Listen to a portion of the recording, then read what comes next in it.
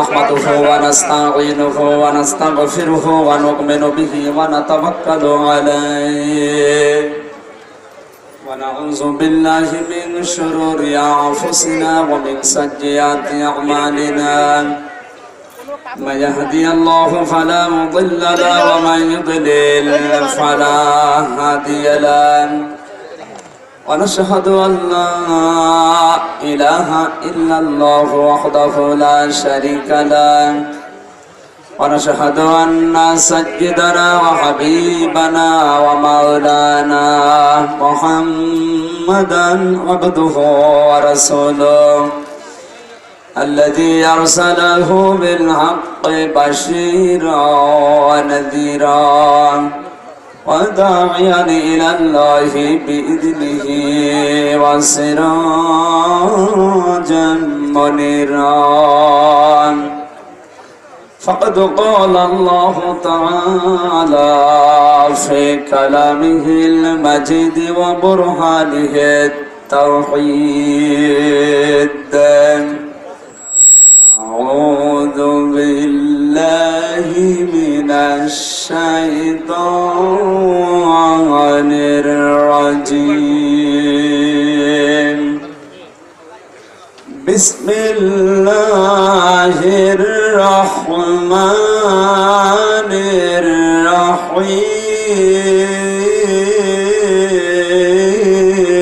الرحيم وقال إني ذاهب إلى ربي سيهدين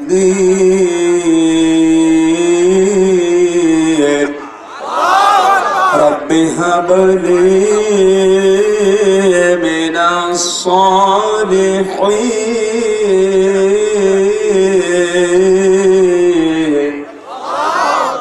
فبشرناه بغلام حليم فلما بلغ معه السعي قال يا بني إني أرى في المنام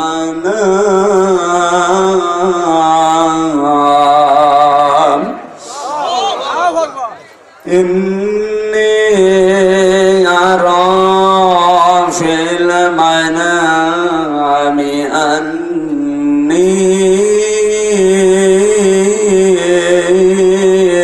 أذبحك فانظر ماذا ترى قال يا أبت افعل ما تؤمر ستجدني إن شاء الله من الصابرين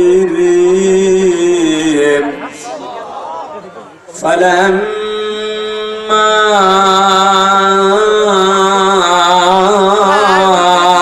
أسلما وتله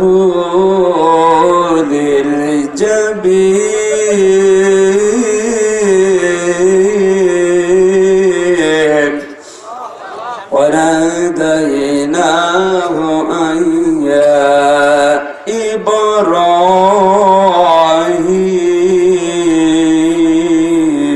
إبراهيم قد صدقت الرؤيا إنا كذلك نجزي المحسنين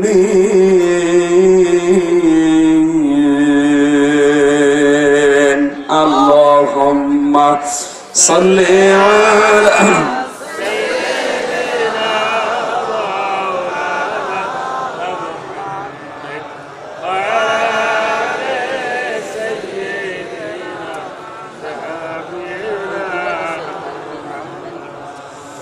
रसूल আমার ভালোবাসা रसूल আমার ভালোবাসা রাসূল আমার প্রেম বিরহের মূল আলোচনা, রাসূল আমার কাজে কর্মের অনুপ্রেরণা। আল্লাহুম্মা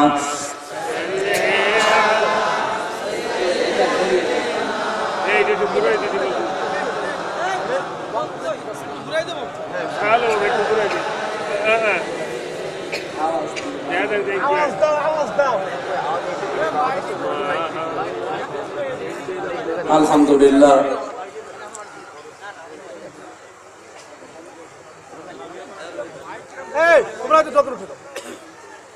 বাংলাদেশের ঐতিহ্যবাহী জেলা এবং বিভাগ খুলনা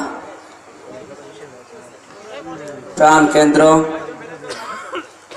বায়তুন নূর জামে মসজিদ ও মশিয়ালী অসহায় দুস্থ কল্যাণ সংস্থার উদ্যোগে 2 দিন ব্যাপী তৃতীয় বাৎসরিক মশিয়ালী বাজার মেনা বাজারে এলাকাবাসী কর্তৃক আয়োজিত তাফসিরুল কোরআন মাহফিলের সমাপনী রজনীর স্বনামধন্য সভাপতি হাজিউল হারাম জনাব আলহাজ মাওলানা তাজুল ইসলাম,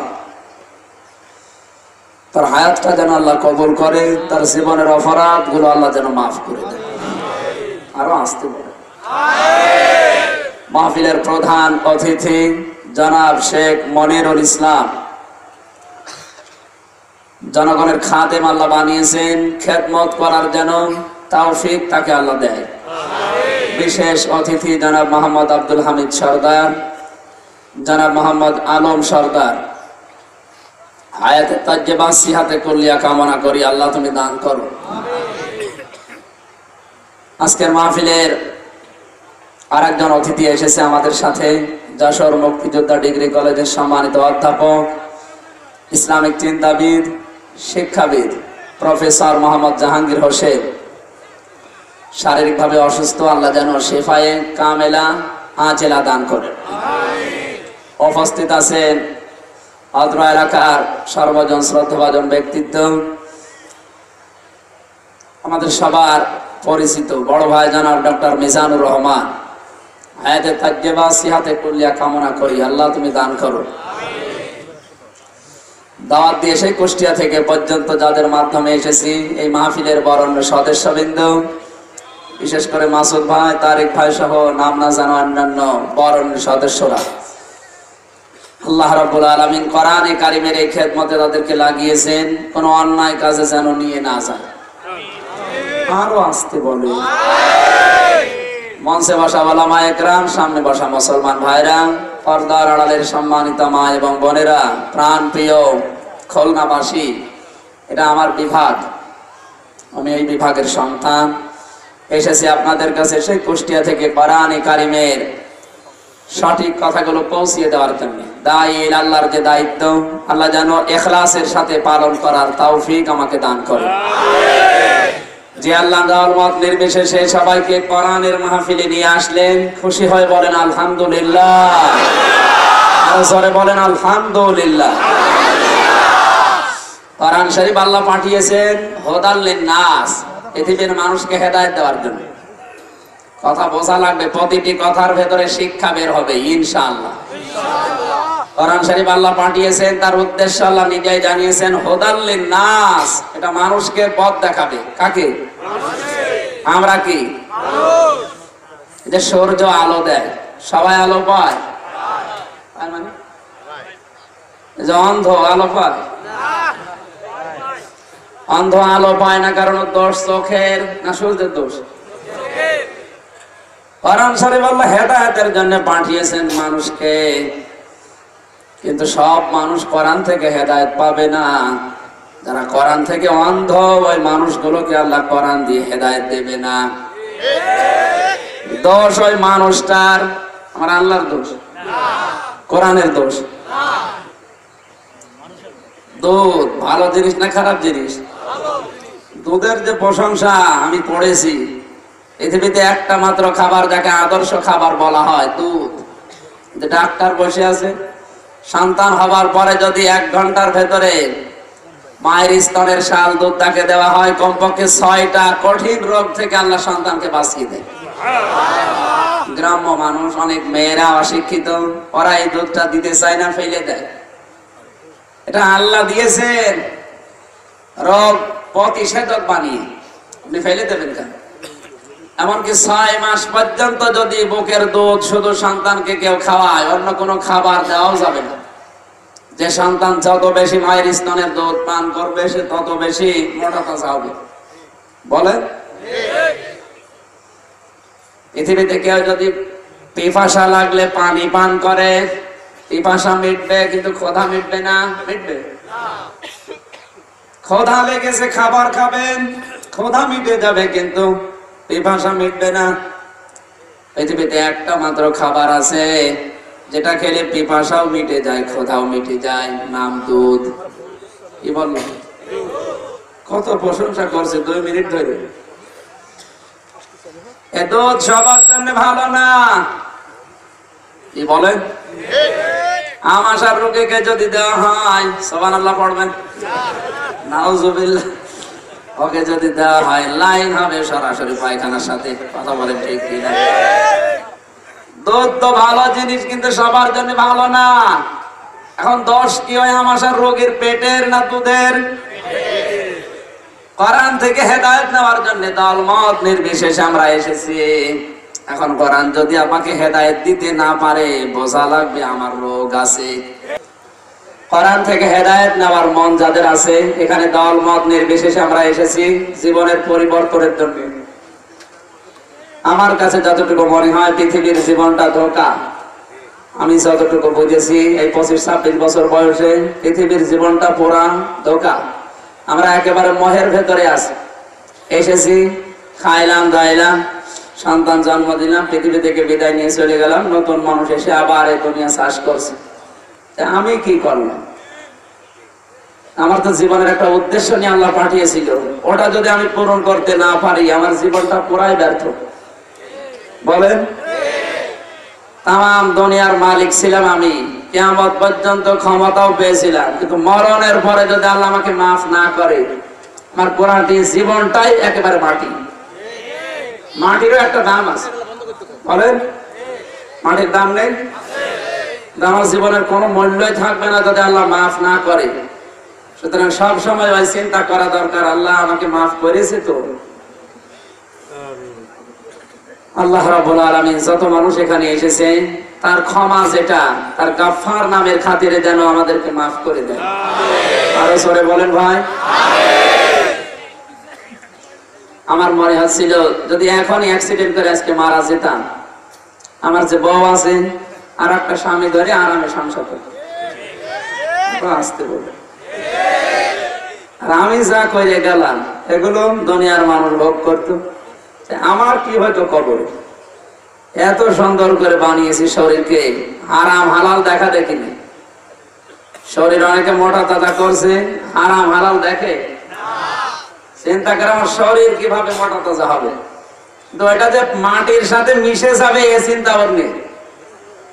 আল্লাহ যেন ওই চিন্তাটা আজকের মাহফিল থেকে নেওয়ার তৌফিক দেন। জোরে বলেন আমিন।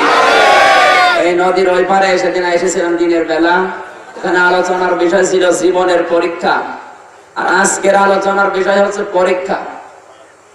পরীক্ষা কি কেমন করে দিতে হয়, কারা দিয়েছে, আমরাও দেব। আয়াতের ভেতরে আছে, আজকে এখান থেকে শিক্ষা নিয়ে বাড়ি যাওয়া লাগবে। তো আসলাম গাড়ি ভাড়া করে আর গেলাম আর রথ দেখলাম, হবে? বলেন, বহু কষ্ট করে দূর দূরান্তের মানুষ এখানে এসেছে। সেই বটিয়া ঘাটার কিছু মানুষ আমি দেখতে পাচ্ছি এখানে, ওরা অত দূর থেকে, এখানে বটিয়া ঘাটা মনে হয় 30 কিলো হবে। এত দূর থেকে যারা এসেছে, আরো অনেক দূরের মানুষ আছে। এই মানুষগুলো যদি কিছু নিয়ে যেতে না পারে, এদের জীবনে ব্যর্থ আজকের সময়টা। সুতরাং আমাদের মন আগে তৈরি করা লাগবে। আল্লাহ যেন আবু বকরের মতো মন আল্লাহ তৈরি করে দেন। আবু জেহেলের মতো মন হলে কিন্তু আমির হামজা না, জিবরাইল ফেরেশতা ওয়াজ করলে ওর মনে হবে জিবরাইল মনে হয় ওই দলে। জিবরাইল কি কোনো দলে? বলেন না, মানে জিবরাইল দলের, কিন্তু আমার আল্লাহর দলে। আপনার চিন্তা ভাবনা মেলাতে হবে আমার আল্লাহর দলের সাথে। কথা বলেন ঠিক কিনা? আর যদি আবু জাহেলের চিন্তার সাথে মিলে যায়, আমির হামজা না, আমির হামজার বাবা এসে ওয়াজ করলে ওটা পরিবর্তন হবে। আগে থেকে মন তৈরি করেন, আমি যা সম্ভব, এটা যেহেতু আল্লাহর কথা, কোরআনের কথা, এটা আমির হামজারও দোষ না, কোরআন শরীফেরও দোষ না, দোষ আছে আমার। একজন বলবে, বাকিগুলো সব ওই ধান্দায় আছে, দোষ আমাদের। কথা বলেন ঠিক কিনা? আল্লাহ রাব্বুল আলামিন বলেন, ওয়ানুনাজ্জিলু মিনাল কুরআনি মা হুয়া শিফাউন ওয়া রাহমাতুল লিল মুমিনিন ওয়া লা ইয়াজিদুজ যালিমিনা ইল্লা খাসারা। সূরা বানী ইসরাঈলের ৮২ নম্বর আয়াতের ভেতরে আল্লাহ দিয়েছেন, এই কোরআন নাযিল করার পরিক্রমায় এমন এমন বিধান দিয়েছি যেগুলো মেনে নিলে তোমাদের শেফা, রোগ মুক্তির কারণ হয়ে দাঁড়াবে। আমরা যদি জিজ্ঞাসা করি, আল্লাহ আমাদের শরীরে রোগ নেই, আল্লাহ বলেন শুধু শরীরের রোগ না, রোগ আছে তোমাদের মনের, পরিবারের, সমাজের, রাষ্ট্রের। মনের ভেতরে যে রোগগুলো জন্ম নিয়েছে, হিংসা, অহংকার, তাকাব্বুরি, লোভ, এগুলো আমি কোরআন দিয়ে দূর করতে চাই। পৃথিবীতে তোমার ভেতরে যদি হিংসা বাসা বাঁধে, আমি আল্লাহ বলছি, হিংসা যদি যারা পরিমাণ কারো ভেতরে থাকে, নবীজি জানিয়েছেন আল্লাহ তাকে জান্নাতে দেবে না। হিংসা এখন বাংলাদেশে নেই, এটা এখন একেবারে মারাত্মক আকার ধারণ করেছে। হিংসা কাকে বলেন? আমার হোক, ওর যেন না হয়। আরো আসতে বলো, আমার ১০ তলা কেন ২০ তলা হোক, ওর যেন পুড়ে ঘর না হয়। এরকম চিন্তা আছে কার কার? হাত তোলেন তো। ফেরেশতা উপন্যাসে পড়েছিলাম, এক লোক চাষ করতে গেছে, চাষ করতে গিয়ে পাথর পেয়েছে, পাথরটা ঘষা দিয়েছে, দেখে এক দৈত্য বের হয়ে ডাক দিয়ে বলে, মালিক আপনার কি চাই? যা চাইবেন আমি তাই এনে দেব, কিন্তু আপনাকে যদি আমি ১০ টাকা এনে দেই, আপনার পাশে যে থাকবে তার ২০ টাকা হবে। গ্রাম্য মানুষ বলছে আমার দরকার নেই, এত কষ্ট করে আমি পাথর পেয়েছি, আর আমি ১০ টাকা পাবো, আর পাশের মানুষ ২০ টাকা, তোর ঘষা আর লাগবে না। বাড়িতে এসে স্ত্রীকে বলে, এটা কুদরতের পাথর, সাবধান ঘষা যেন না লাগে। স্ত্রীর কাছে রেখে ও গেছে মাঠে, ওর বউ চিন্তা করছে ঘষা যেন না লাগে। মেয়ে লোককে আপনি যে কাজ নিষেধ করবেন, গোপনে সেটা আগে করবে, আসতে পারবে। যাদের বাড়ির মহিলা করে তারা বলছে ঠিক, যত নিষেধ করবেন যে কথা কাউকে বলবো না, ও গোপনে সে আরো বলে দেবে। ওরা বলেছে ঘষা যেন না লাগে, চিন্তা করছে স্বামী আমাকে ওসিয়ত করেছে ঘষা যেন। স্বামী সেই নিয়ে আস্তে করে পাথর বের করে দিয়েছে ঘষা। দৈত্য বের হয়ে বলে, মালিক কি চাই? কি চাই বোঝো না? সারা জীবন কুড়ি ঘরে আছি, একতলা বাড়ি চাই। একতলা বাড়ি হয়ে গেছে, পাশের বাড়ি সব ২ তলা। লোকটা মাঠ থেকে বাড়িতে এসে নিজের বাড়ি আর চিনতে পারেন, আমার বাড়ি কই? সে কুড়ে ঘর তো নেই। বহু কষ্ট করে নিজের বাড়িতে গিয়ে বসে, পাথর কই? ঘষা দিয়ে ফেলিস। তুমি তো ঘষা দিলে বোঝো না, কি বুঝবো? বাইরে তাকিয়ে দেখো সব ১ তলা না ২ তলা হয়ে গেছে। পাথর আবার বের করো। পাথর আবার যখন নিয়ে এসেছে, ঘষা দিয়েছে, বের হয়েছে তথ্য, বলে মালিক কি চাই? বলে কি চাই মানে আমার ১০০ কানা করে দে। আমার যদি ১০০ কানা হয়, পাশের বাড়ি সব ২০০ কানা হবে। কথা বলা লাগবে। এরকম হিংসা দেশে আছে না নেই? এটা সবচাইতে বেশি মেয়েদের ভেতরে, বেশি বলে ফেলে, ওরা সহ্যই করতে পারে না। আওয়াজ দিয়ে হ্যাঁ, মাইক ঘুরিয়ে দিন, আমার কানের দিকে হবে, এইভাবে ঘুরিয়ে দিন।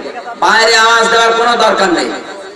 আপনাদের মাইক তো ভালো, কিন্তু বাইরে আওয়াজ দিয়ে মেসাকার হয়ে গেছে। বাইরে বসে বসে অনেকে চা গিলতেছে আর গেবত করছে, দেখি ওয়াজ হচ্ছে, রাজনীতি হচ্ছে।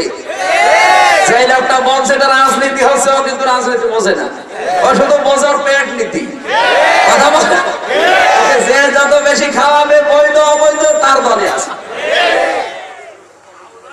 সব জায়গা থেকেও খায়, এরকম মানুষ আছে না নেই? সব জায়গা থেকে খায়, শুধু ধান্দায় ওর খাওয়া। সুতরাং হিংসার যে রোগটা বাসা বেঁধেছে আমাদের ভেতরে, কোরআন শুনতে এসে ওই রোগের শিফা ঔষধ নিয়ে যাওয়া লাগবে। অহংকার বাসা বেঁধেছে আমাদের অনেকের ভেতরে, না অহংকার দেশে নেই? অহংকার কাকে বলে? কত কিছু, সব কিছুর অহংকার এখন অধিকাংশ মানুষের ভেতরে বাসা বাঁধতেছে। কেউ রূপের অহংকার করে, চেহারা যদি সুন্দর হয়, কালো মানুষ দেখলে মানুষই মনে করে না। আমি ভয়ে বাজারে যাই না চিকন বলে, মোটা মানুষ না জানি চেপে মেরে ফেলবে যে স্যার। ওনার মতো মানুষ যদি 10টা আমার চেপে ধরে, আমি এই দুনিয়ায় থাকবো না, নিয়ে যাবে আমারে। ভয়তে আমি বাজারে যেতে পারি না, আল্লাহ না জানে আবার চেপে আমার মেরে ফেলে কিনা। স্বাস্থ্য যাদের ভালো, আমার মতো চিকন মানুষেরা মানুষই মনে করে না। ক্ষমতা যাদের আছে, যারা বিরোধীতে আছে, ওরা মনে করেন মানুষ না। সবাই না ভাই, কিছু মানুষকে বলছে। টাকা পয়সা যাদের আছে, নিচের দিকে ওরা তাকায় না, গরিব মানুষকে ওরা মানুষ মনে করে না, মনে করে গরু ছাগলের মতো। এই যে অহংকার, এই রোগটা মুক্ত করা লাগবে কোরআন দিয়ে। আল্লাহ এই জন্য নাযিল দিয়েছেন, আরো নাযিল মিনাল কোরআন, নাযালা না দিয়ে নাযিল দিয়েছেন। কোরআনে কারীম দিয়ে ধারাবাহিকতা আমি সাজিয়েছি, রোগ মুক্ত করে দেব তোমাদের। তোমাদের তাকাব্বুরি অহংকার যেটা আছে ভেতরে থাকবে না। আল্লাহর এক বুজুর্গ বান্দার জীবনী পড়েছে, এই যে অহংকার রোগ, সাধারণ আমলগুলো পরিবর্তন করা কিন্তু সহজ, কিন্তু ভেতরে যে হিংসা, অহংকার, লোভ, এটা পরিবর্তন করা অত সহজ না। আপনার মন কখনোই চাইবে না যে ছোট হয়, চাইবে না। যে যত বেশি উপরে থাকে, তার তাকাব্বুরি তত বাড়ে। আল্লাহ রাব্বুল আলামিন বলেন, তিলকা দারুল আখিরাতু নাজআলুহা লিল্লাযীনা লা ইউরিদুনা উলুওয়ান ফিল আরদি ওয়ালা ফাসাদা ওয়ালা আকিবাতু লিল মুত্তাকিন। সূরা কসস 20 নম্বর পারা, 16 নম্বর পৃষ্ঠা, 14 নম্বর পৃষ্ঠা, 13 নম্বর লাইনের শেষ নাম্বার রুকুর 83 নম্বর আয়াতটা। আল্লাহ বলেন, আখিরাতের ঘর আমি তাদের জন্য বানিয়েছি, দুনিয়ায় যারা হনু প্রকাশ করে না। কি হনু রে? হনুমান হয়ে গেছে, নিজেকার মানুষই ভাবে না। আজ পৃথিবীর দিকে তাকান, এই আয়াতটা একটু মিলান। যে যে দায়িত্বে আছে, ওর দায়িত্ব যদি একটু বড় হয়, ওর অহংকার, ওর তাকাব্বুরি তত বেড়ে যায়। নিচের লোকগণকে মানুষ মনে করতে চায় না, ওগুলো মনে করে ওর খাদেম, ওর গোলাম। একটা বারের জন্য চিন্তা করে না, আমি যদি শ্রমিক হতাম, আর এই শ্রমিক যদি আমার মালিক হতো, ও যদি আমার সাথে এই আচরণ করতো, আমার কেমন লাগতো? এক কথা বলেন। এখানে ওলুপাং ফিল আরদি দিয়েছেন আল্লাহ, আখিরাতের ঘর তো আমি তাদের জন্যই বানাবো, যে মানুষগুলো দুনিয়ায় ওলু প্রকাশ করবে না। আমি অনেক মানুষকে দেখেছি পৃথিবীতে বড় বড় দায়িত্ব থেকে তারা মাটির মতো আচরণ করেছে। আর কিছু পাতি লোক আছে, জায়গা পেতে দেরি, ওর অহংকার আসতে দেরি হয় না। এখানে চেয়ারে যারা আছে, ওদের হিসাব সবচাইতে বেশি হবে। চেয়ারে থাকলে লাভ দেওয়া যাবে না। বাংলাদেশের এখন নিয়ম পাল্টে গেছে, যে যখন চেয়ারে ওঠে, সে তখন গিয়ারে ওঠে। আমরা 4জন চেয়ারে আছে, আমরা এখন গিয়ারে আছি। মনে করছে আমরা মানুষ আছি, এখন আমরা গিয়ারে।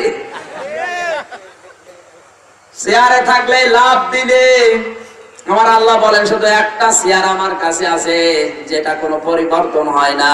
আসিয়া কুরসিয়ুহুস সামাওয়াতি ওয়াল আরদ, তার নাম আমার চেয়ার কুরসি, আসমান আর জমিনে যেটা ছড়ানো। ওইটা বাদ দিয়ে দুনিয়ায় যত চেয়ার, সব চেয়ারের পরিবর্তন আছে না নেই? আরো জোরে বলেন। অহংকার করা যাবে না ক্ষমতার।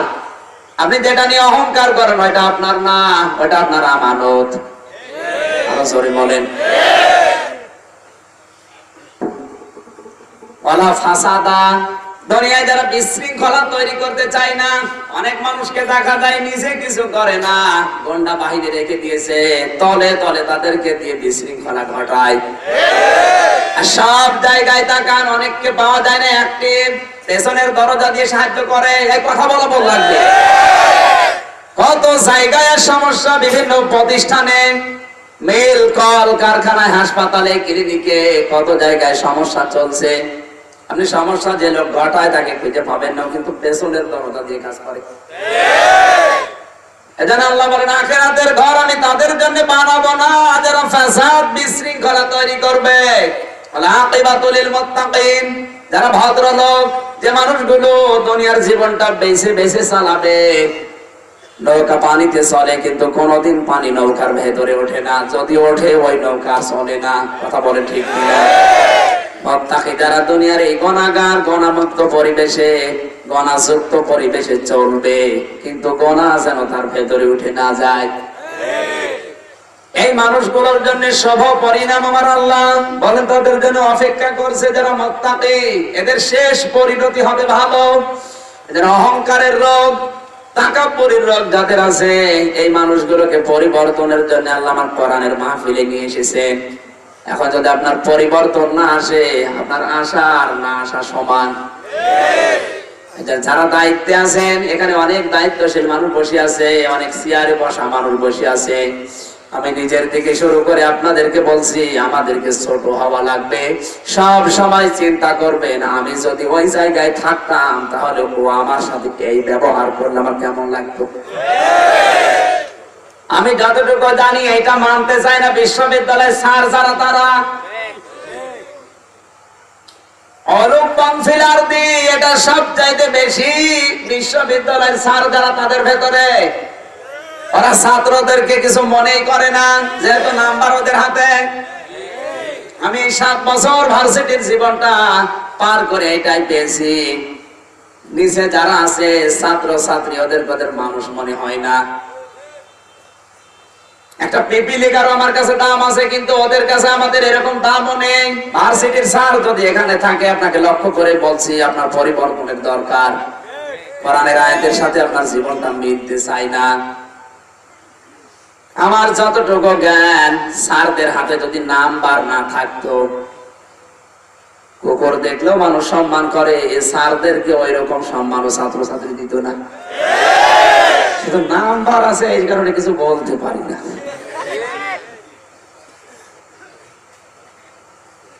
আমি আপনাকে ইন্ডিকেট করে বলছি না, পরিবর্তনের জন্য বলছি, যেহেতু এটা আপনাদের ভেতরে আমরা বেশি পাই। সবচাইতে বড় বড় দায়িত্বে যারা বসে আছে আজ, প্রশাসন বিভাগে, বিচার বিভাগে, যে যত বড় দায়িত্বে আছে তার ওলুটা তত বেশি। এদের আপনাকে ছোট হওয়া লাগবে। আল্লাহর ওলির এই জীবনেতে দেখেছি, ট্রেনে যখন যেতেন, সিট থাকতো, বসতেন না, সিটের নিচে শুয়ে পড়তেন। মানুষজন সিটের উপরে বসে পা দিয়ে পা লাগতো। লোকজন বলে, কি তোমার জন্য আমরা বসতে পারি না, পায়ের নিচে কেন? তখন নিজের মনকে ধিক্কার দিত, তুমি নিজেকে খুব বড় মনে করো, কত মানুষ তোমার সম্মান দেয় আর তুমি মানুষের লাথি গোতা খাও। মনকে বুঝ দিত, অহংকার করার কিছু আমার নেই। নিজেকে ছোট করার জন্য মন আপনাকে কোনদিন ছোট হতে দিতে চাইবে না, কিন্তু আপনার ছোট হওয়া লাগবে। ছোট যারা, তাদের দিকে দৃষ্টি পড়ে। বৃষ্টি যখন আসে, নিচে যারা, ওদের দিকে বৃষ্টি যায়। কথা বলেন ঠিক কিনা? বৃষ্টি যখন হয়, ওটাকে পাহাড়ের দিকে ওঠে। বলেন, আপনি যত ছোট হবেন, নিচু মনে করবেন, তত আল্লাহর রহমত নাযিল হয়ে আপনার দিকে গড়িয়ে যাবে। সুবহানাল্লাহ বলতে পারেন না? এভাবে সামাজিক জীবনের যে ব্যাধিগুলো আছে, পারিবারিক জীবনের যে ব্যাধিগুলো আছে, আজকে এক বোন একটা চিঠি দিয়েছে পারিবারিক জীবন নিয়ে। এই বারাকপুরে আমি মনে হয় বলেছিলাম, কোন স্বামী যদি স্ত্রীর উপরে নারাজ থাকে, তাম দুনিয়ার সব মানুষ ওই স্ত্রীর উপরে খুশি থাকলেও আল্লাহ তাকে জান্নাত দেবে না। কোন স্বামী যেন এটা শুনেছে, শুনে বগল বাজাচ্ছে, কাজ হয়েছে। বাড়িতে যে স্ত্রীকে বলছে, হুজুর কি বললো শোনোনি, তোমারে আল্লাহ জান্নাত দেবে না, কারণ আমি তোমারে রাজি না। বউ চিন্তা করছে, কাকে ওয়াজ শুনতে পাঠালাম। আমি এত কিছু করার পরে ওর মন পাবো না, তাহলে আমার ইবাদত করে লাভ কি? বিষয়টা আমি তো ওইটা বলতে চাইনি। স্বামী যদি তার নিজের দায়িত্ব পালন করে, এরপরেও যদি স্ত্রীর মন না পায়, ওই স্বামীকে আল্লাহ ওই স্ত্রীকে আল্লাহ জান্নাত দেবে না। আর স্ত্রী যদি সর্বাত্মক ভাবে স্বামীকে খুশি রাখার জন্য চেষ্টা করেছে, তার খেদমত করে, তার সেবা শুশ্রূষা করে, তার কথাগুলো মেনে, এরপরেও যদি ওর মন না পায়, তাহলে ওই রকম স্বামী নারাজ থাকলে আল্লাহ জান্নাত দেবে না। কথাটা এইরকম না? কথা বলছেন এটা? তুমি যৌতুকের জন্য পিটাবা, চেহারা খারাপ এজন্য দেখতে পারো না, অন্যের বউ দেখে খুব খুশি, এরকম মানুষ দেশে আছে না? আল্লাহর নবী বলেন, আমার কাছে যে তিনটা জিনিস ভালো লাগতো, তার এক নাম্বারে আমার নিজের স্ত্রী। কার স্ত্রী? আরো জোরে বলেন। আমাদের কাছে ওই তিনটা জিনিস ভালো লাগে, তার ভিতরে এক নাম্বারে স্ত্রী। তা আমার নিজেরটা বাদ দিয়ে অন্যেরটা না, মানে এরকম মন আছে কার কার? হাত তোলেন তো ভাই। নিজের বউ বাদ দিয়ে অন্যের বর দিকে নজর, হাত তোলেন। এখানে আছে অনেক আল্লাহর ওলি বসে আছে, মনে কাছে হুজুর জানে না, নাম বলবো? নাম বলে দিলাম। জিবরাইল কিন্তু সব খবর দিয়ে যাচ্ছে উপর থেকে। নিজের বউ বাদ দিয়ে অন্যের সাথে লাইন করে আছেন কারা কারা? হাত তোলেন। কি হয়েছে? কি হাত তোলেন না কেন ভাই? এও তো ছাড়া তা আপনি তো বলতে পারেন। ও এরা তো নেই। সম্মানিত ভাই, আমি হাসির খোরাকি দেয়নি। আজ পরকীয়া প্রেমের কারণে কত সংসার জাহান্নামে হয়ে গেছে। কথা বলেন। নবীজি বলেন, স্ত্রী ভালো লাগতো আমার নিজেরটা, আর হাদিসটা উল্টিয়ে গেছে, স্ত্রী ভালো লাগে নিজেরটা বাদ অন্যেরটা। পরকীয়া প্রেম যারা করে, কোন স্বামী নিজের জায়েজ স্ত্রী থাকতে ওর জীবনের ইবাদত বন্দেগী কবুল হবে না, ও বেঈমান হয়ে মারা যাবে। আল্লাহ যেন এই গুনাহটা থেকে আমাদের হেফাজত করেন। নিষিদ্ধ কাজে মানুষের চাহিদা বেশি। আসতে বলো, যে কাজ নিষেধ করবেন মানুষের মনটা ওইদিকে বেশি চায়। আজকে ফেসবুকে দিয়েছে, কয়েকদিন ধরে দিচ্ছে, একজন মহিলা মা দুইটা ছেলে মেয়েকে পরকীয়া প্রেম করবে, এই জন্য দুইটা ছেলে মেয়েকে ফাঁসির দড়ি গলায়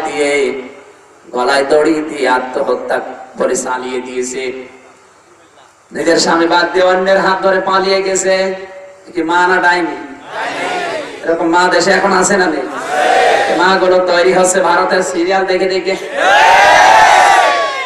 আজ এক কোলাঙ্গার বক্তব্য দিয়েছে, আমি নাম নিলাম না, ওর নাম নিলেও গোনা হবে। খুশি কবি টক শোতে বলছিল, মহিলাদের যৌন উত্তেজনামূলক পোশাকে ইফটিজিং হয় না, ইফটিজিং হয় মোল্লাদের ওয়াজ না। শয়তান।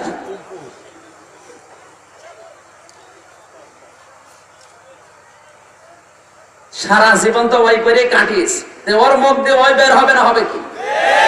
এরা আবার মুক্ত চিন্তার মানুষ, এদের চিন্তা সব মুক্ত। মা বোনদেরকে বলছে, আপনি যদি কারোর সাথে পরকীয়া প্রেমে লিপ্ত হন, আপনার স্বামীটা বাদ দিয়ে আপনি যদি নামাজও পড়েন, রোজাও রাখেন, পর্দাও করেন, ওটা কবুল হবে না। কথা বলেন ঠিক কিনা? পারিবারিক জীবনে আমাদের এই রোগগুলো আছে না নেই? সামাজিক জীবনের রোগ আছে, রাজনৈতিক জীবনের রোগ আছে। এই রোগগুলো দূর করার জন্য যে ঔষধ আমার আল্লাহ কোরআনে দিয়েছেন, ওইটা শোনার জন্য আমরা এসেছি। কথা বলেন না কেন? আল্লাহ তাআলা বলেন, আলা ইয়াজিদুস যালিমিনা ইল্লা খাসারা।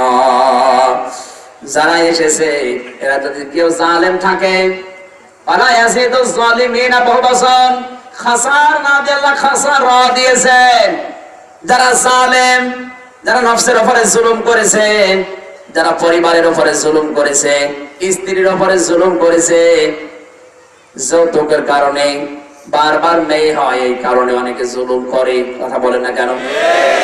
অথচ স্ত্রীর বাবা হয়তো গরিব, এ কারণে দেখতে পারে না। শুধু একা দেখে না তা না, নিজের মা বাবা ভাই বোন যা আছে কেউ ওই মেয়েটাকে দেখতে পারে না। এরকম মহিলা পরিবারে আছে না নেই? মেয়েরা নীরবে অত্যাচার গুলো সহ্য করছে, কিছু বলতেও পারে না। হাজার হাজার মেয়েরা বসে আছে। আমি যতটুকু জানি, পুরুষ মানুষ যদি নিজের বাবা মা আত্মীয় স্বজন ভাই বোন ছেড়ে সংসার করার জন্য শ্বশুর বাড়ি যে ওইভাবে পারতো, পারবে না। কারণ ওই রকম শক্ত কিছু আল্লাহ পুরুষদেরকে দেয়নি। ওই অভ্যাসটা আল্লাহ মেয়েদেরকে দিয়েছে, ওই ধৈর্য সহ্য। এটা সব মেয়েরা নিজের বাবা মা ভাই বোন আত্মীয় স্বজন বাড়ির সব কিছু ফেলে একটা নতুন মানুষের কাছে এসে সারাটা জীবন কাটিয়ে দিচ্ছে। কথা বলেন ঠিক কিনা? এরপরও আপনি তার উপর অত্যাচার চালান, যৌতুকের কারণে, কোন কাজের কারণে। আপনি তো মানুষ এনে আপনি জানোয়ার হয়ে গেছেন। এরকম পুরুষ দেশে আছেন? আমি কারা আছেন দেখি হাত তোলেন তো ভাই। কোন এলাকায় আসলাম ওয়াজ করার জন্য? এ তো সব আল্লাহর ওলি বসে আছে। এই রোগগুলো থেকে মুক্ত হবে না তারা যারা জালেম। ওদের জন্য কোরআনের ওয়াজে কাজ না, ওদের শুধু ক্ষতি বৃদ্ধি হবে। ইয়াসিদুল জালিমিন, এদের শুধু ক্ষতি বৃদ্ধি হবে। ওরা মনে করবে হুজুর মনে হয় আমার দেখে দেখে বলছে। আপনারা চিনি যে লোকটা স্ত্রীকে ধরে ধরে মারে, ওই লোকটা কিন্তু মন খারাপ হয়ে যাচ্ছে যে হুজুর আমারে চিনল কি করে। আমি চিনি। আমি নামাজের ওয়াজ করলেও খুব খুশি, বেনামাজিও বলবে হুজুর ওয়াজ করেন, খুব ভালো লাগছে। কিন্তু যখনই বলবো বেনামাজি, হঠাৎ করে নামাজের ওয়াজ বাদ দিয়ে যদি পারিবারিক জীবনে বউ পিটানোর ওয়াজ করা হয়, তখন লোক বলবে হুজুর আমি বউ পিটাই, আপনার কি? কথা বলছে না কেন?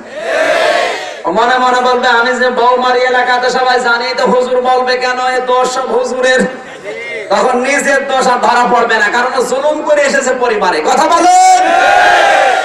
এই খুলনায় যদি এরকম জুলুম কেউ করে থাকে, আপনি স্ত্রীর কাছে মাফ চেয়ে নেবেন। মাফ চাওয়া ছোট হওয়া না।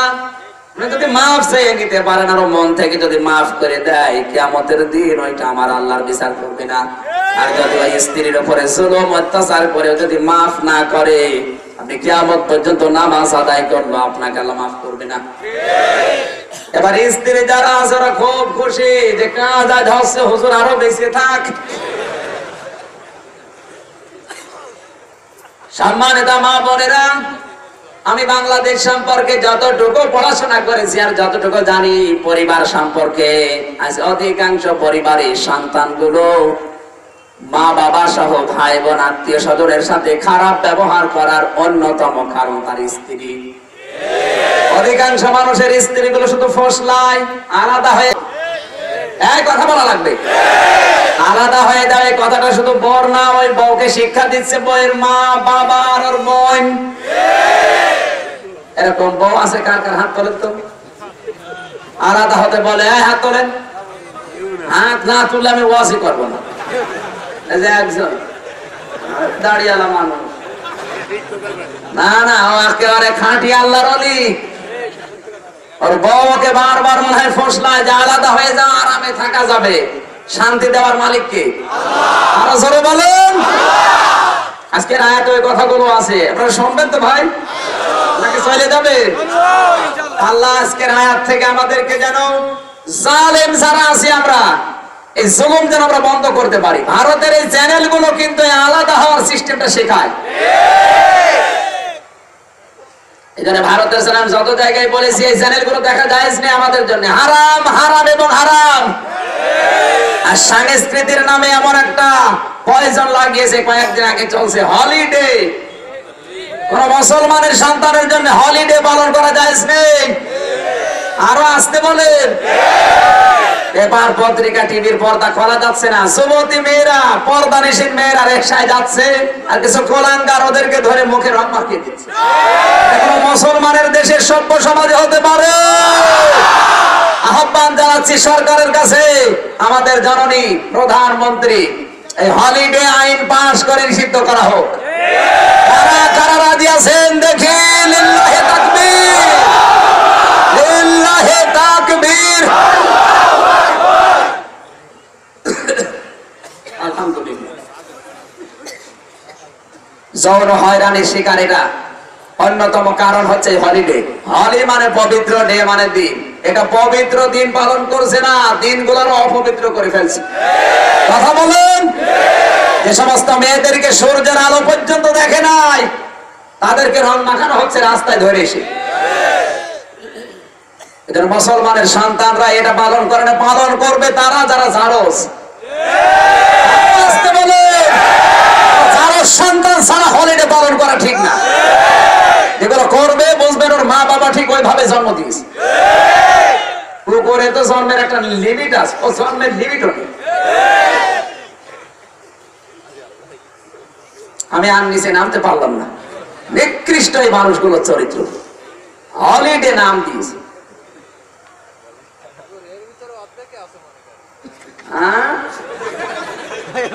বলেন আলহামদুলিল্লাহ। হলিডে যারা পালন করেছেন, আপনার হাসর হবে ওই সমস্ত মুশরিকদের সাথে যারা এই দিবসটা বাংলাদেশে নিয়ে আসতেছে। আসতে বলেন। ৯৬% মুসলমানের দেশ এটা। মুশরিকদের আচরণ গুলো যদি আমরা পালন করি, কিয়ামতের দিন আমার মনে হয় আপনার হাসর হবে এই নরেন্দ্র মোদীর সাথে। বলেন, আমরা চাই এই নরেন্দ্র মোদীর সাথে আমাদের হাসর হোক। নাপাক লোক এটা। কত হাজার মানুষকে পুড়িয়ে মেরেছিল এই কোলাঙ্গার। আরো আসতে বলে। তার দেশ থেকে নিয়ে আসা দিবস আজ পালন করছে বাংলাদেশের মুসলমানদের ছেলে মেয়েরা। আমার মনে হয় যারা পালন করছে ওদের মা বাবা ওই রকম। জন্মের সময় মনে হয় ঠিক ছিল না। দোয়া করে আল্লাহ যেন হেদায়েত দান করেন। যদি হেদায়েত না থাকে, ওগুলো ওই ক্যান্সার পয়জন গুলো আল্লাহ ধ্বংস করে দেন। ওদের দেখা দেখি ভালো মানুষগুলো খারাপ হয়ে যাচ্ছে। কথা বলেন। জালেম যারা এসেছেন, আপনার উপকার হবে না কোরআন শুনে, আপনার শুধু রাগ হবে যে এ কি। জিকিরের কথা যদি আমি ওয়াজ করি, যারা পীরের মুরিদ, যত পীরের মুরিদ বাংলাদেশে আছে সবাই রাজি, হ্যাঁ ভালো জিকির করা দরকার। আমরা যারা পীরের মুরিদ না, তারাও বলবো না জিকির দরকার। কিন্তু যখনই বলি জিকির তো ভালো জিনিস করো, অসুবিধা নেই, জিকিরের সাথে সাথে ঢোল বাজানো যাবে না, নারী পুরুষ এক জায়গায় হয়ে মাতানো যাবে না। তখন ওরা বলতো হুজুর আপনার মন আর আমাদের মন এক না। মন গো, ওকে মন বলেন। আমার ভাইরা, বিশ্বনবীর জীবনীতে দেখেছি, মসজিদে নববীতে যাচ্ছিলেন, হঠাৎ এক বেগানা মহিলার দিকে নবীদের নজর পড়েছে। সঙ্গে সঙ্গে আল্লাহর নবী নজরটা নিচের দিকে নিয়ে নিলেন। জলদি করে বাড়িতে আসলেন, নিজের স্ত্রী হাফসাকে ডাক দিলেন। হযরতে হাফসাকে ডাক দেওয়ার পরে তিনি সংসার করলেন। জিজ্ঞাসা করেন, হে রাসূল আপনি তো নামাজে গেলেন, জলদি করে এসে বাড়িতে আপনি আমাকে ডাক দিলেন কেন? আল্লাহর নবী বলেন, হাফসা আমি রাস্তায় চলতে গিয়ে দেখি একটা বেগানা মহিলা আমার সামনে পড়েছে। তাড়াতাড়ি করে আমার নজরটা আমি নিচে নিয়েছি, কিন্তু শয়তান তো বসে নেই। মনের ভেতরে ওয়াসওয়াসা সৃষ্টি করার চেষ্টায় ছিল। আমি এটা নিয়ে আমি এই হারাম কাজ না করে জায়েজ জায়গায় এসে আমি জায়েজ কাজটা করলাম। ওই হারাম কাজটা করলে যত বড় গুনাহ হতো, ঠিক তার বিপরীত যে সওয়াবগুলো আমার আল্লাহ জায়েজ জায়গায় এই কাজটা করার কারণে দিয়ে দিয়েছে।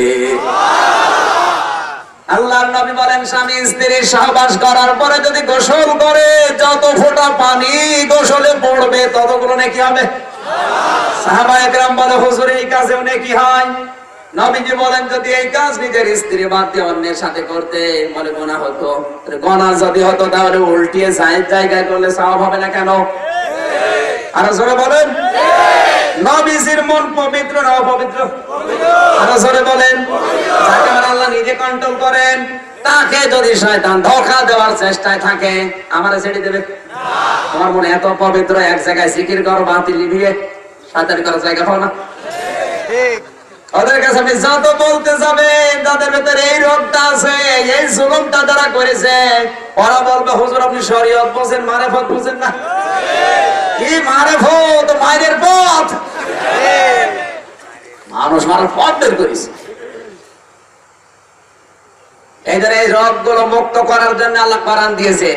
আজকে যত রোগ আছে আমরা ঔষধের মাধ্যমে, কোরআনের এক একটা আয়াতে এক একটা ঔষধ আছে। এই সমাজে যদি চুরি হয়, ওই চুরির রোগ দূর করার জন্য বাংলাদেশের যে আইন 2 মাস 3 মাস করে জেল দিয়ে দাও, জেলে গেলে চোর আরো টাকা খেয়ে বের হয়। আল্লাহর যে নিয়ম, আল্লাহর যে আইন, আস-সারিকু ওয়াস-সারিকাতু ফাকতাউ আইদিয়াহুমা জাযাম বিমা কাসাবা নাকালাম মিনাল্লাহ।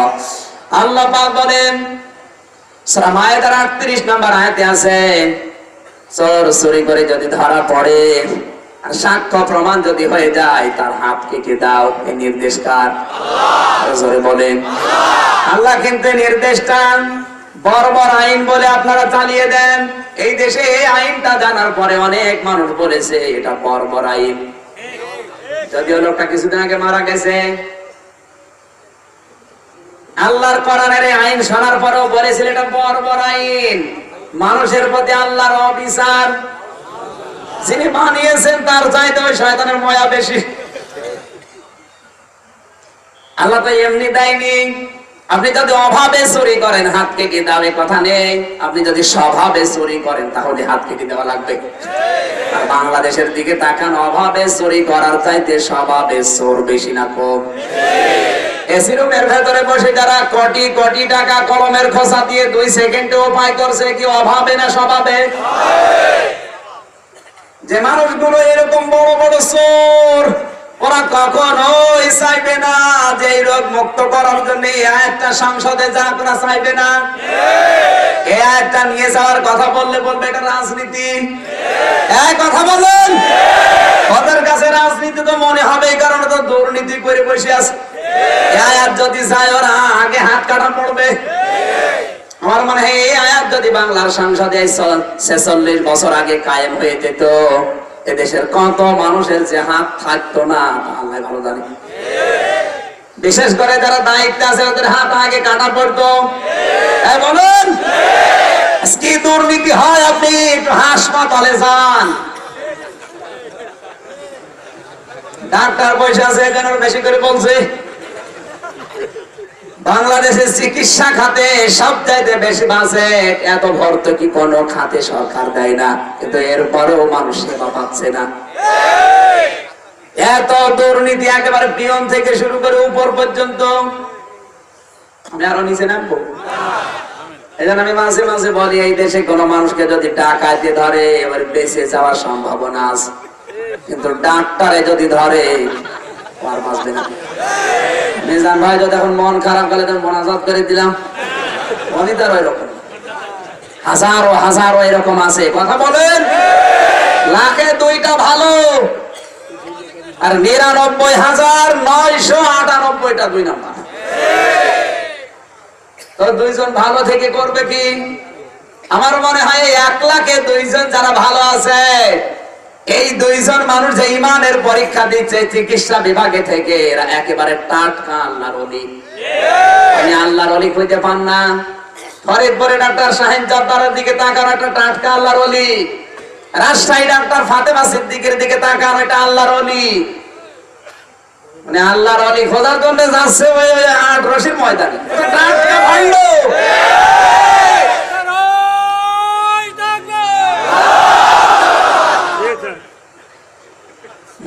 মনে আছে একেবারে ইমান বৃদ্ধি হয়ে গেছে। হাজারো মানুষ না বুঝে যাচ্ছে ওই সমস্ত দরবারে আল্লাহর ওলি মনে করে। খুলনাবাসী আমার বিভাগের লোক, আমি মন থেকে কথা বলছি খোলা মনে, যে সমস্ত মানুষগুলো গাছতলায় আস্তলায় বাঁশতলায় বসে আছে, ওদেরকে ওলি মনে করে অনেক মানুষ দাওয়াত দিয়ে নিয়ে যাচ্ছে। যারা নিয়ে যাচ্ছে ওগুলো দালাল।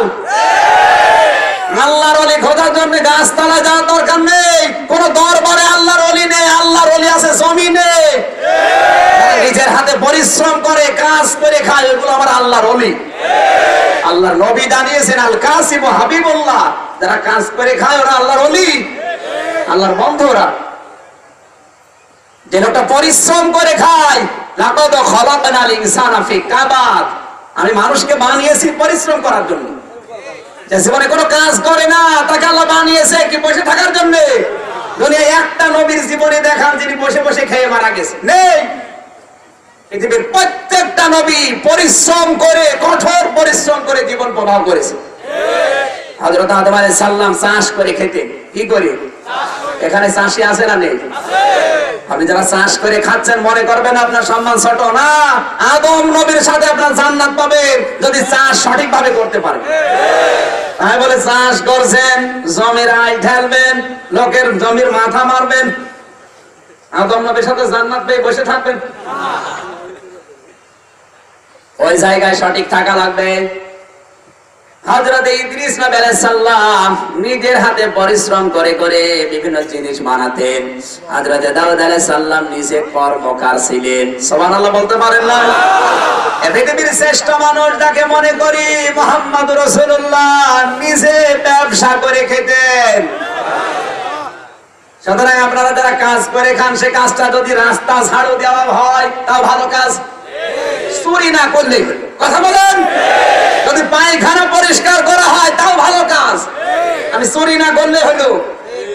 ওটারও দাম আছে আল্লাহর কাছে। আর যে মানুষগুলোর কোনো কাজ নেই, শুধু হাতিয়া তোফা আসে আর আরামে খায় আর ভড়ি মোটা করে, বুঝবেন টাটকা নির্ভেজাল শয়তান। আল্লাহর ওলি খোঁজার আর জায়গা পাও না, দরবারে নিয়ে যাচ্ছ মানুষ। এখানে রোগগুলো যেগুলো আমাদের সমাজে আছে, এই রোগগুলো পরিবর্তন করতে চাই না যারা বড় বড় চোর।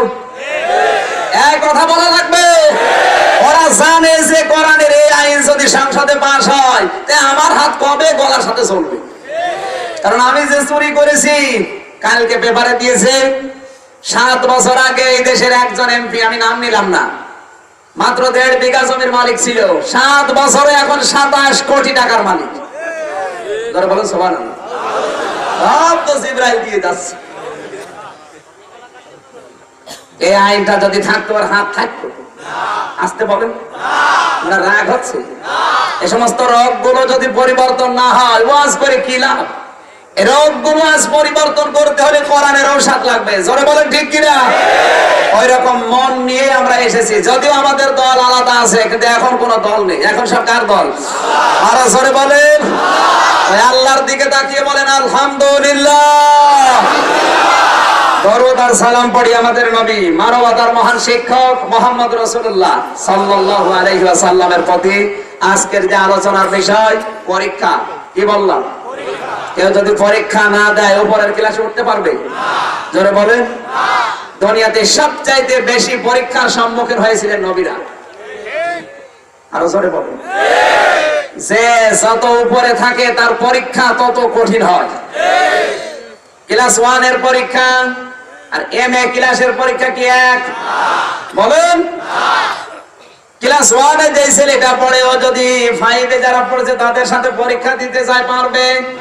5 এ যে ছেলেটা পড়ে ও যদি ক্লাস 1 এ পরীক্ষা দেয় ফেল করবে। আর জোরে বলেন। এটা দুনিয়ার সবচাইতে বড় বড় সম্মানের মানুষ যেহেতু নবীরা, আমার আল্লাহ তাদেরকে বড় বড় পরীক্ষায় ফেলে তাদের সম্মান আরো বাড়িয়ে দিয়েছে। আপনাকে আল্লাহ যদি সম্মান দিতে চান, আপনাকে যদি আল্লাহ বড় জান্নাত দিতে চান, অবশ্যই দুনিয়ায় পরীক্ষা করে তারপরে নিয়ে যাবে। এখানে পরীক্ষা যাদের জীবনে বেশি আসবে, وَلَنَبْلُوَنَّكُمْ بِشَيْءٍ مِّنَ الْخَوْفِ وَالْجُوعِ وَنَقْصٍ مِّنَ الْأَمْوَالِ وَالْأَنفُسِ وَالثَّمَرَاتِ وَبَشِّرِ الصَّابِرِينَ। সূরা বাকারার 155 নম্বর আয়াতে আল্লাহ জানিয়েছেন, অবশ্যই অবশ্যই আমার গোলামদেরকে আমি আল্লাহ পরীক্ষা করবই। লামে তাকিদ নুনে সাকিলা দিয়ে আল্লাহ গ্যারান্টি দিয়েছেন, অবশ্যই আমার গোলামদেরকে আমি পরীক্ষা করবই। দুনিয়ায় যাদের জীবনে কোনো পরীক্ষা নেই, বিপদ আপদ নেই, টেনশন নেই, এদের জন্য আল্লাহর জান্নাত হবে এরকম ছোট। এই কথা বলা লাগবে।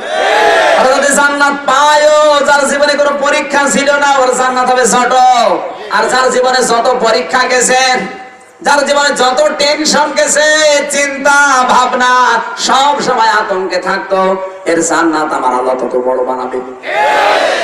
আজ বাংলাদেশের দিকে তাকান, সবার জান্নাতে এক হবে না। একজন মানুষ ইবাদত করে যাচ্ছে, 50,000 টাকা প্রতি মাসে মাসে ঘরের ভাড়া পায়, দোকানের ভাড়া তোলে, খায়, আল্লাহ আল্লাহ করে, কোনো চিন্তা ভাবনা নেই। ওর যে সুবহানাল্লাহ। আর একটা লোক নিজের সংসার চালাতে হিমশিম খায়, জীবনের কঠিন পরীক্ষায় লিপ্ত হয়ে নিজের সংসার চাইতে শুধু চালায় না, 24 ঘন্টা টেনশনে আছে, না জানি কখন ধরে নিয়ে আবার চালিয়ে দেয়। এরকম টেনশনে খোল নাই কেউ নেই। ওই লোকটার একবার সুবহানাল্লাহ আর 50,000 টাকা করে ভাড়া তুলছে, ওর সুবহানাল্লাহ এক হবে? এখানে যার জীবনে যত বড় বড় পরীক্ষা আসবে, আমার আল্লাহ তাকে তত বড় জায়গায় তুলবেন। এই পৃথিবীতে বিশ্ব নবীর পরে হযরত ইব্রাহিম আলাইহিস সালামের নাম আমরা জানি, তার মর্যাদা আমার আল্লাহর কাছে বেশি কেন? কারণ আল্লাহর নবীকে আল্লাহ হাবিব বলে ডাক দিয়েছেন, আর হযরত ইব্রাহিম নবীকে আল্লাহ খলিল বলে ডাক দিয়েছেন। কি বলে? খলিল আর হাবিবের ভেতরে পার্থক্য কি? খলিল মানেও বন্ধু, হাবিব মানেও বন্ধু, রফিক মানে বন্ধু, জার মানে বন্ধু, সাদিক মানে বন্ধু, এরকম 99টা শব্দ আছে বন্ধুর। এতগুলো শব্দ থাকতে আমার আল্লাহ ইব্রাহিমকে খলিল বলে ডাক দিলেন কেন? কারণ আছে না নেই? আরো জোরে বলেন। কারণটা কি? হযরত ইব্রাহিমকে আল্লাহ দুনিয়াতে 9টা বড় বড় পরীক্ষা করেছিলেন, আর 9টা পরীক্ষা ইব্রাহিম আলাইহিস সালাম তিনি উত্তীর্ণ হয়েছিলেন। এই জন্য আল্লাহ খুশি হয়ে তাকে খলিল বলে ডাক দিয়েছেন।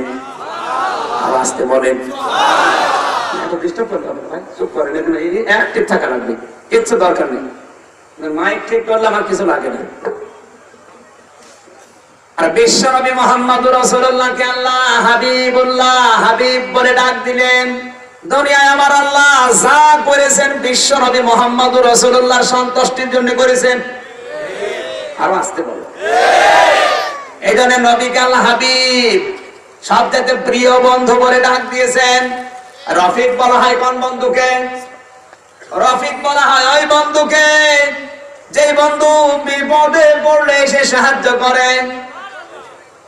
দুই বন্ধু বিপদে পড়ে, খুব বন্ধুত্ব দুইজনের, হঠাৎ করে একজনকে লোকজন ধরে মারতেছে, বিনা কারণে ওরে ধরে ধরে রাস্তায় মারে। এ বন্ধু সাহায্য করা দূরের কথাও পালিয়ে যাচ্ছে। রফিক বলা হয় এই বন্ধুকে নিজের জীবন দিয়ে হলেও যে বন্ধু বন্ধুর সাহায্যের জন্য এগিয়ে যায়। এতগুলো শব্দ থাকতে ইব্রাহিম নবীকে আল্লাহ খলিলুল্লাহ দিয়েছেন উপাধি। দুনিয়ার কোন নবীর নামের আগে পরে কিন্তু খলিল নেই, আছে? ইব্রাহিম নবীর নামে শুধু খলিল। এই সূরা বাকারার 124 নম্বর আয়াতে আমার আল্লাহ 9টা পরীক্ষার কথা দিয়েছেন।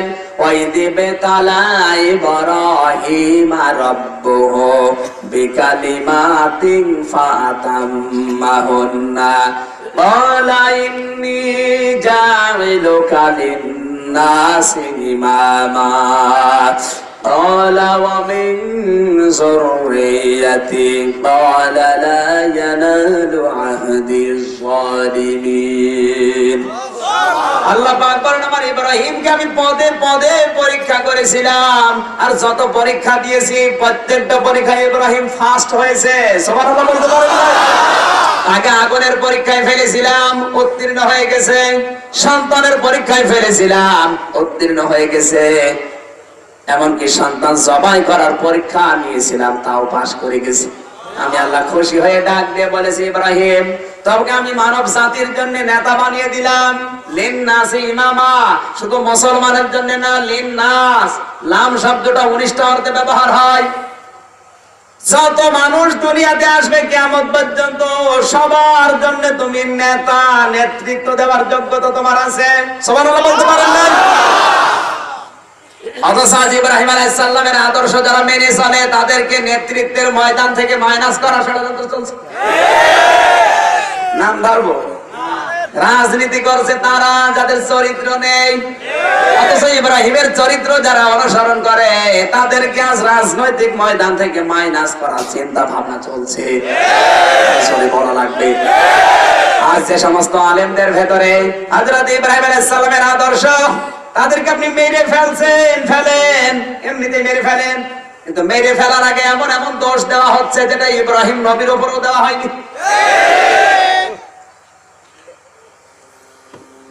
এটা ইহুদিদের সূক্ষ্ম ষড়যন্ত্রের 4 নাম্বারটা। 5টা ষড়যন্ত্র ওদের আছে। যেহেতু আমার আলোচনা ওইদিকে না, আমি শুধু থিওরি গুলো বলছি। এই বাংলাদেশে অলরেডি ইহুদিদের 5টা ষড়যন্ত্র শুরু হয়ে গেছে। তার 4 নাম্বারটা আলেমরা, আলেমদের যারা টার্গেট করেছে। সব আলেম না, যারা নেতৃত্ব দিতে পারে ওই আলেমগুলো আলেমদের টার্গেট।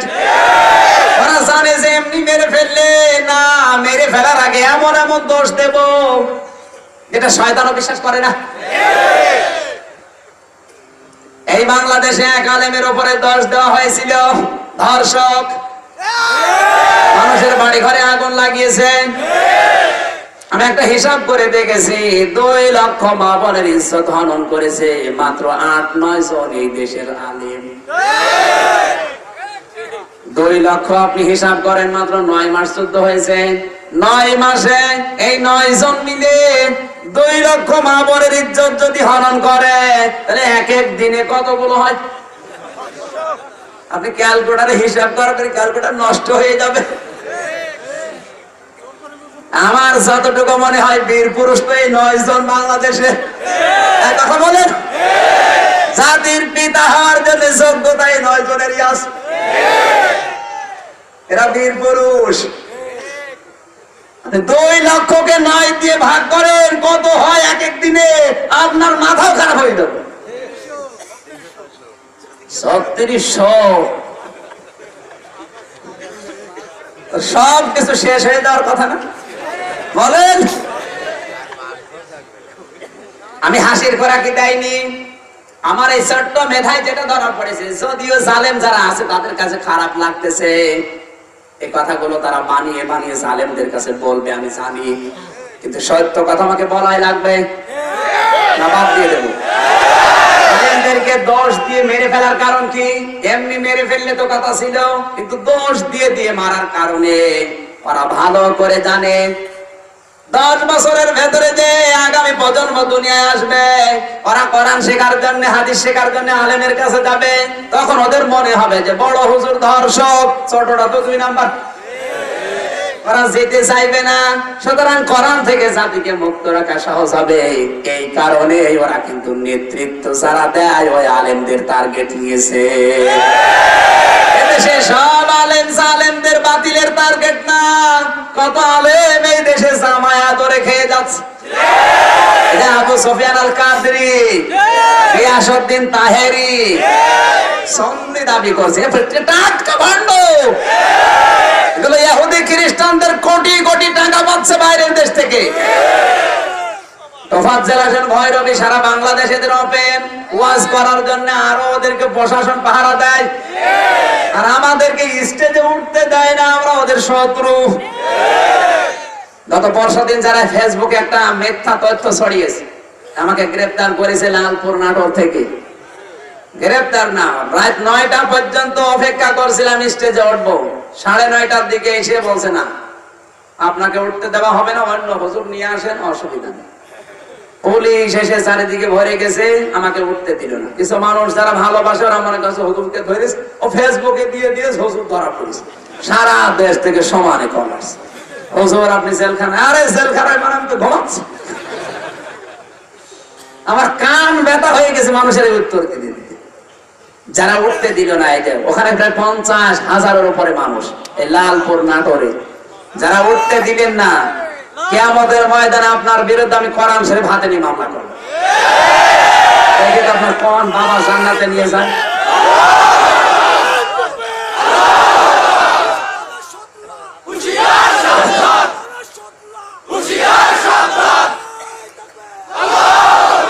এই কষ্ট হয়ে গেল। নেতৃত্ব দেবে কারা? এই প্রশ্ন যদি আপনি আমাকে না করে কোরআনকে করেন, 1500 বছর আগে কোরআন জবাব দিয়েছে যে নেতৃত্ব আসলেই দেবে কারা, কারা জাতির নেতা হবে। আল্লাহ বলেন লিন্নাসি ইমামা, তামাম দুনিয়ার সব মানুষের জন্য আমি তোমাকে নেতা বানিয়ে দিলাম। কারণ নেতা হওয়ার জন্য পরীক্ষা শর্ত। যে নেতার জীবনে যত কঠিন পরীক্ষা, সেইটাই হচ্ছে নেতা। আর এমন নেতা ওর জীবনে কোনো পরীক্ষাই নেই, শুধু সারা জীবন শুধু খেয়েছি। বলেন, হযরত ইব্রাহিম সঙ্গে সঙ্গে প্রশ্ন করেছিলেন রব্বুল আলামিন, আলা ওয়া ذريتي قال لا ينال عهد الظالمين। নেতৃত্ব দিতে পারবো এটা কি শুধু আমি একাই, নাকি আমার সন্তানাদি দুনিয়ায় যারা আসবে কিয়ামত পর্যন্ত আমার অধিকারী তারাও পারবে? আল্লাহ রাব্বুল আলামিন দেরি করেন নাই, সঙ্গে সঙ্গে জবাব দিয়েছেন, ইব্রাহিম তোমার সন্তানদের ভেতরে নেতৃত্ব দিতে পারবে, কিন্তু যারা জালেম তাদের জন্য আমার কোনো ওয়াদা নেই। সুতরাং জালেম যারা, যারা নফসের উপরে জুলুম করে ধ্বংস হয়ে গেছে, যারা পরিবারের উপরে জুলুম করেছে, সমাজের উপরে, জনগণের উপরে জুলুম করে বাক শক্তি রুদ্ধ করে দিয়েছে, এই কথা বলা লাগবে। মিডিয়ার উপরে 144 দ্বারা জারি করে সত্য কথাগুলো প্রকাশ করতে দেয় না। কত সাংবাদিক গুম হয়ে গেল সাগরণীর মতো। আর যারা বাক শক্তি রুদ্ধ করে দিয়েছে এই মানুষগুলো জালিম। এই বাংলাদেশে যারা ইসলামিক টিভি, পিস টিভি, দিগন্ত বন্ধ করে স্টার জলসা, স্টার বিলাস আছে বাংলার রাষ্ট্রীয়ভাবে ওপেন করে দেয়, যেগুলো চরিত্র ধ্বংস করে ওগুলো ওপেন হয় রাষ্ট্রীয় ভাবে, আরো জায়েজ হয়, আর যেগুলো চরিত্র সংশোধন হয় ওগুলো বন্ধ করে দেয়। কত অশিক্ষিত মানুষ, কত বাংলা শিক্ষিত মানুষ পিস টিভির আলোচনা দেখে দেখে নিজেদের জীবন চালাতো। বলেন না কেন? সবার তো আর মাদ্রাসায় পড়া সম্ভব না। এগুলো দেখে দেখে নিজেদের ভুলগুলো শুধরিয়ে নিত, কিন্তু কোন পাল্লায় পড়ে গেল তাদের ওইটাও বন্ধ করে দিল। কথা বলেন ঠিক না? এই যে জালেম যারা মানুষের বাক শক্তি পর্যন্ত রুদ্ধ করে দেয়, এই জালেমদের জন্য পৃথিবীর ময়দানে রাজনীতি করা জায়েজ নেই, হারাম। যদি আমার উপরে রাগ হয় তাহলে আয়াত কেটে বাদ দিয়ে দেন। সূরা বাকারা প্রথম নাম্বার পারা 18 নাম্বার পৃষ্ঠা 7 নাম্বারের 124 নাম্বার আয়াত। আরে উল্টা পাল্টা বসে